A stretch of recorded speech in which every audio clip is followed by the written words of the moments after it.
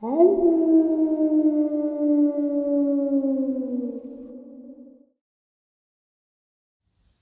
greetings and salutations, everyone. I do hope everyone is still doing well.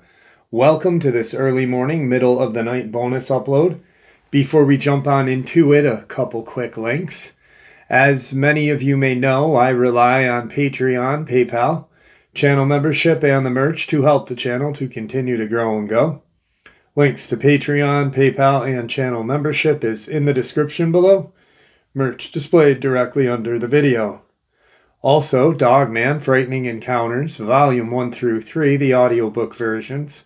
They were written and researched by Tom Lyons, narrated and produced by me, Jeff Nadolny.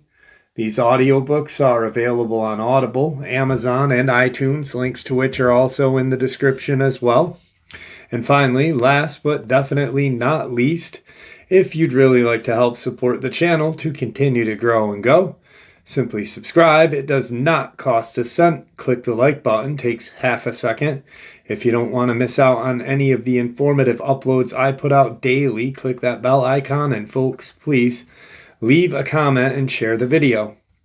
Why? Well, because all of these things really do help the channel to continue to grow and go. They definitely do matter and are appreciated. And with that, I have taken far too much of your time.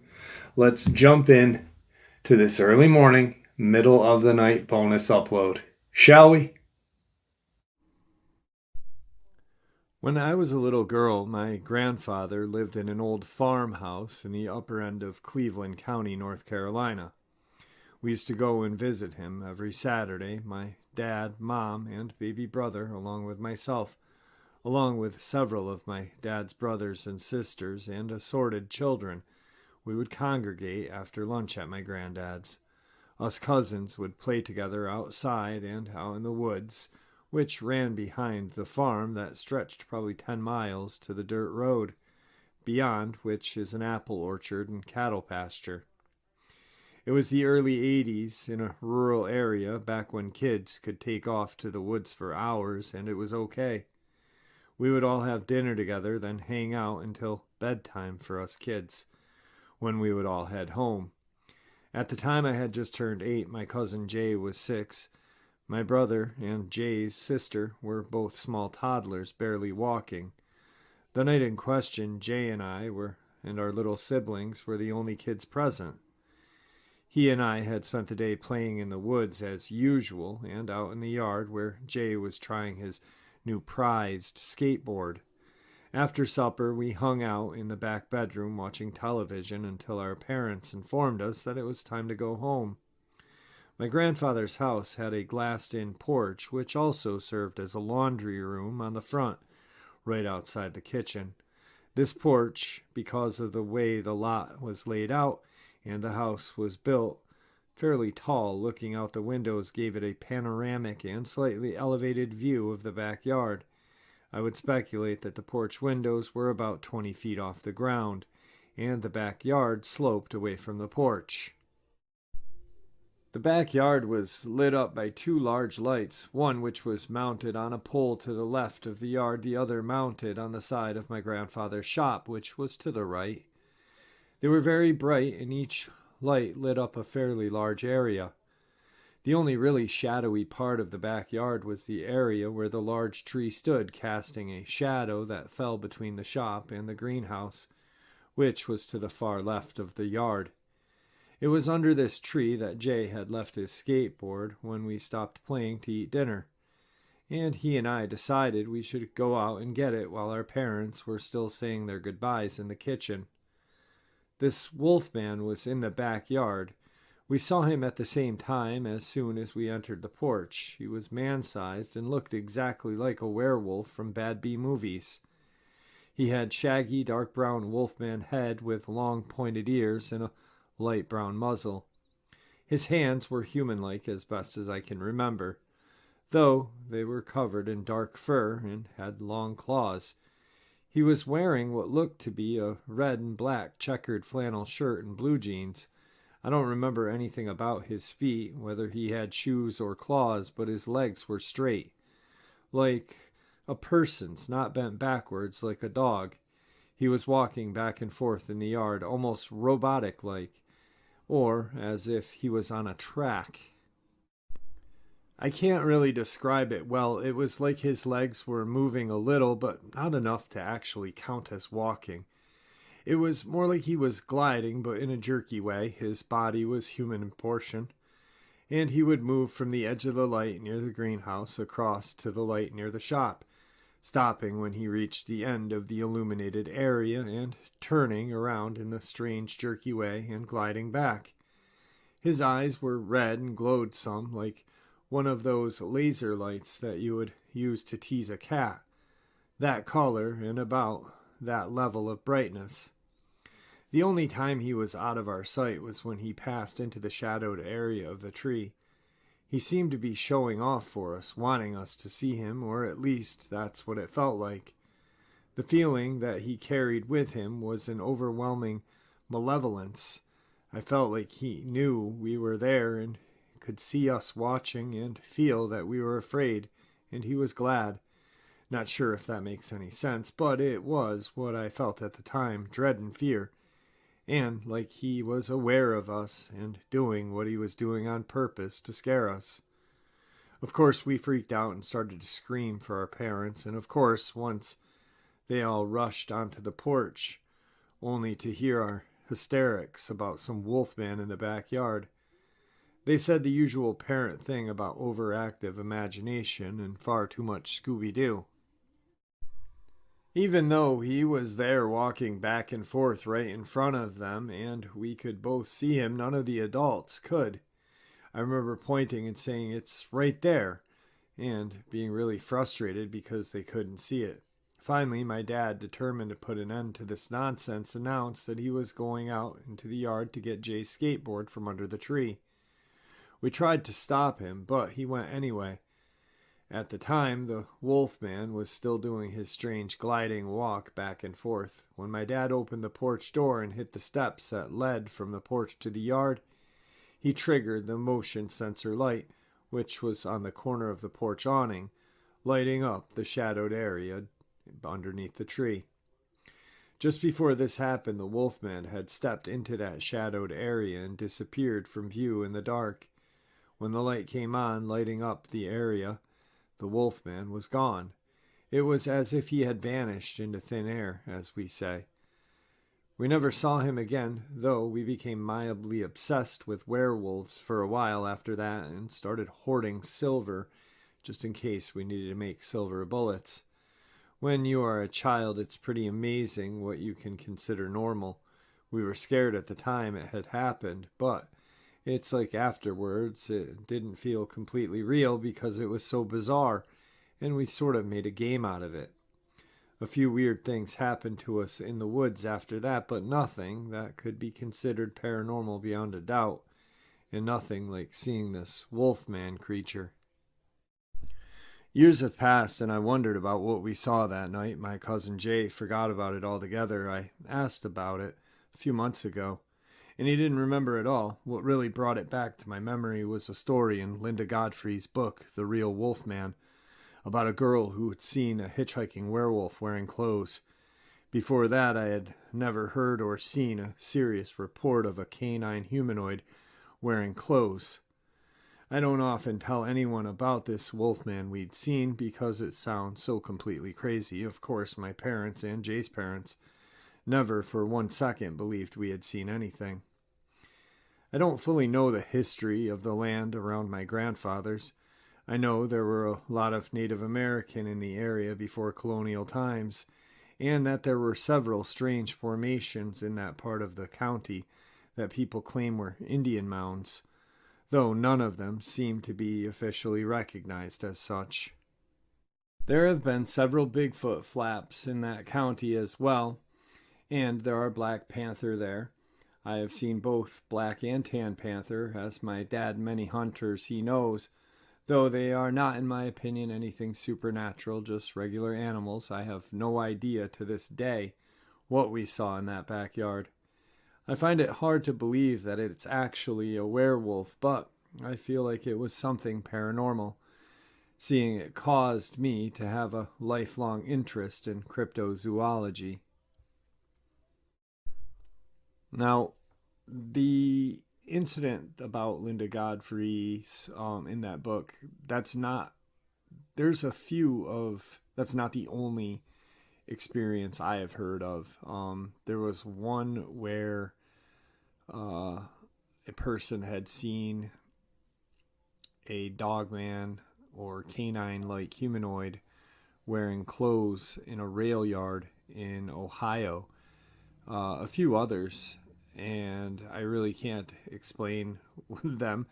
I've really not had, I've thought about it, but I've never come up with a good conclusion of why. So, with that, the only thing I can think is possibly some sort of shapeshifter or demonic spirit. I'm not really sure. But, that's what makes this field so amazing and interesting, is hearing experiences that we can't fit into that puzzle that we have created. So let's check out today's first video. Today's first video is absolutely terrifying to me. Two guys are standing outside, and one of the guys is pulled into the shadows by something. Not sure what, but it is terrifying. You can see him visibly just get ripped off and out of frame. I think possibly it may be some sort of crawler. I believe they live underground. I really honestly believe that Chud, Cannibalistic Humanoid Underground Dweller movie, was kind of a soft disclosure, and that the government knows these things dwell in sewers and other locales that are underground or away from natural light. But this is what I think it is. So check it out.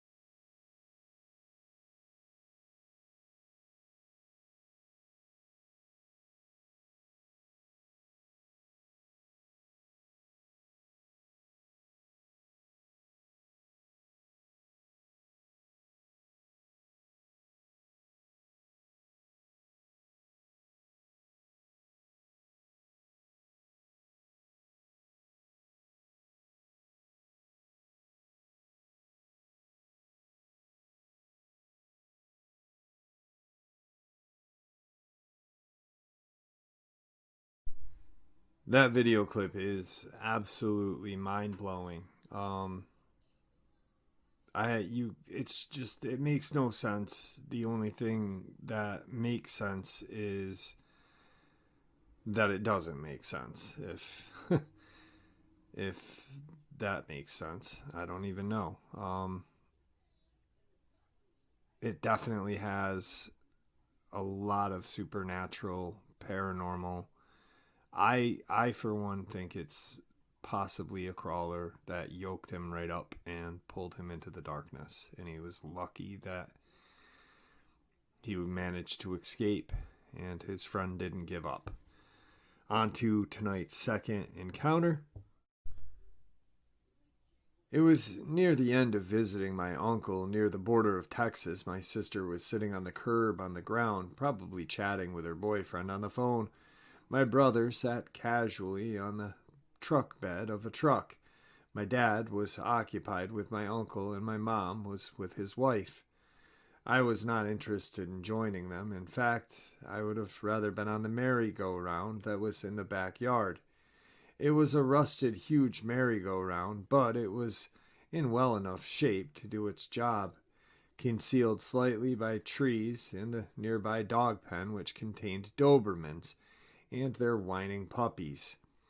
I remember going on this thing like when I was 11, and now I'm 18. I hadn't been to this place in years. I walked towards it and slid my phone in the back of my pocket. I felt an eerie feeling as I was alone. I grabbed the metal bars and ran along the contraption. My shoes were digging into the red-tinted dirt. When I was content with the speed, I finally jumped on and sat at the edge, feeling the wind run over me and excitement. But as every turn made its way, I felt anxious, like I was being watched. But I wasn't being watched. I didn't see anything. I didn't hear any people in the neighboring trailers. But it was early. It was just quiet because of the wind. Even the puppies, who I heard whimpering much earlier, were dead silent. I started to hear things. I hopped off the ride, and I made my way back to the garage door and looked at my family. I only stayed for 2 minutes before being drawn back. It was much darker now. The sky had gone to a dark gray. I decided to play some music to ease myself, so I played a love song. It reminded me of a guy I liked, and it was a very happy tone. I started playing Cupid's Chokehold by Gym Class Heroes. I ignored the occasional crackling of the music, as the signal in the backyard wasn't great. As the song was brought to its end, I was aware of the silence. The music filled the silence, but not anymore. Not even the sound of a peacock was heard. I spun around more slowly and saw something. A grayish, white, tall figure duck behind some brush. I felt my anxiety rise, like it was confirmed why I had that feeling of fear, and I was being watched. I watched. I heard the noise in the plants behind me, and finally a peacock in the distance started to squawk. I didn't spend any longer in that spot. I shoved the phone in my pocket and sprinted, ignoring sounds behind me and the peacock shrieking. I finally sat at the edge of the steps to the garage door, unable to see the merry-go-round from there, but I was able to see the Dobermans. I drew closer to them, and I noticed they backed off fearful. But they liked me earlier, even the mom Doberman. They jumped on the fence and licked my fingers earlier. But then the horrifying realization came. They weren't looking at me, it was behind me. I turned and saw nothing. I backed off to sit on the steps watching the dogs. Then I started texting a friend the whole ordeal. He told me that it was nothing, just some animal, even joking, saying it was probably the chupacabra. However, the guy I liked told me to be weary and to get away from there. I glanced over at the dogs, and the mother watched over me. I should have been heading back to the truck, but I felt something pull me near the merry-go-round, and I started walking closer. Now I was in a video call with my friend, 1 foot over the other, but I was hesitant. I wasn't sure if I wanted to listen to my friend and show him the merry-go-round. The sound of my mom's voice broke me from my trance, and I made my way back up to where my family was. Tonight's final video is one that I shared a while ago, but the clarity wasn't that great. Tonight's clarity is much better, and I believe it's out of Russia. And a father and son are in the woods, and they're walking through, and they come to kind of a hole in the ground where they see what can only be described as a crawler, and it is pretty terrifying.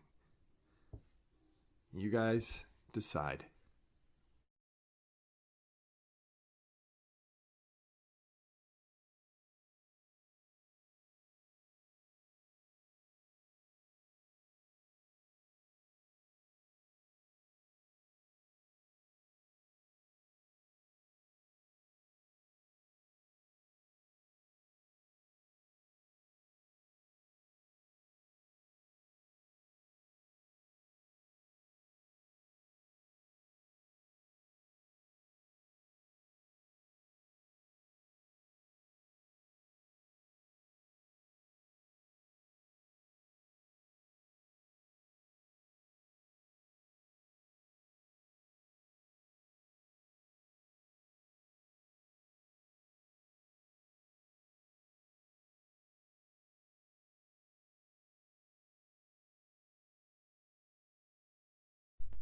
Definitely a crazy video.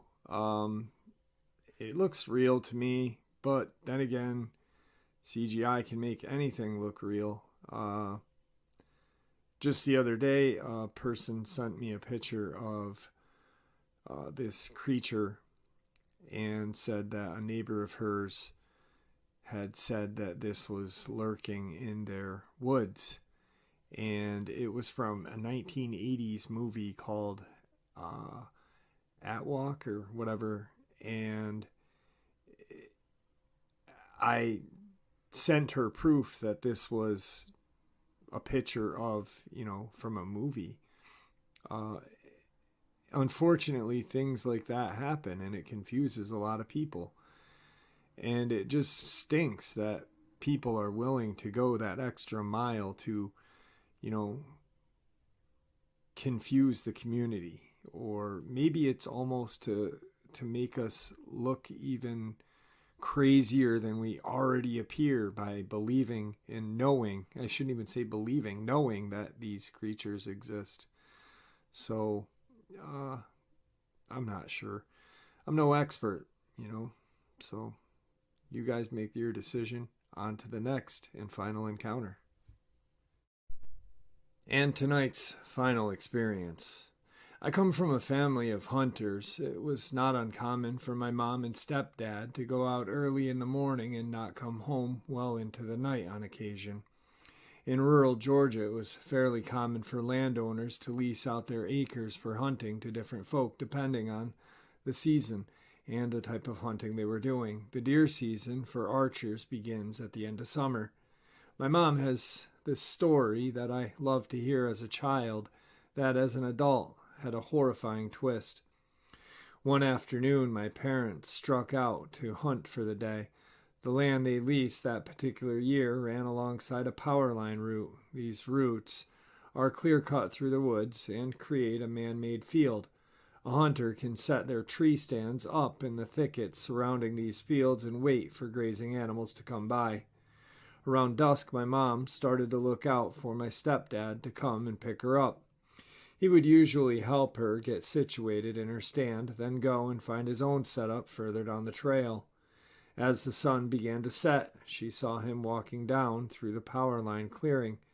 My stepdad is a brolic-type man that has a wide gait in his walk. He swings his arms a bit as he walks. It's kind of similar to a caveman to me. Even in the low sinking light, she could make out his silhouette and could see the zigzagging from side to side of the clear-cut field. He'd obviously forgotten where they had set her up and was trying to find her. So she stood up and waved her hands to get his attention. At that moment, the creature she thought was my stepdad noticed her. It dropped down onto all fours and darted into the woods, making a strange low growl as it did. She waited for what seemed like an eternity for my stepdad to come and get her. She was terrified in tears. This story shared many times in my childhood when I asked for a scary hunting story, and they have plenty of them. It's not that I didn't believe my mom, but we all know that night can play tricks on us and heighten our imaginations. So when I asked for this story in my teenage years, imagine my surprise when my stepdad spoke up. A man of few words and lack of imagination, raised his head at the dinner table. I've never told either of you this, but I think I probably should. That night, the creature wasn't running away from your mother.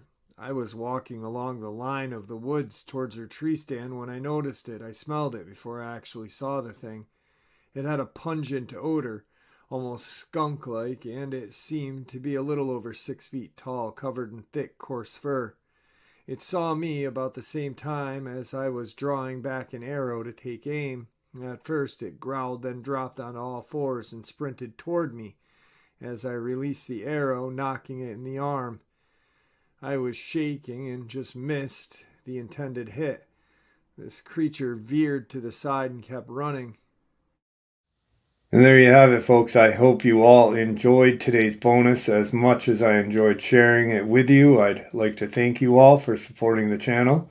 It is, after all, your support that helps the channel to continue to grow and go, and what gives us all a place and a chance to share our experiences and theories judgment-free. Everyone is simply treated with the respect that we deserve. Please stay safe, happy, healthy, and ever vigilant, keeping an eye on our children, pets, family, and our friends. These creatures are real. These events have happened. Share this information with those you love and care about, and it may just help save their lives someday. Until next time, never stop asking questions, never stop searching for the truth, and God bless you all.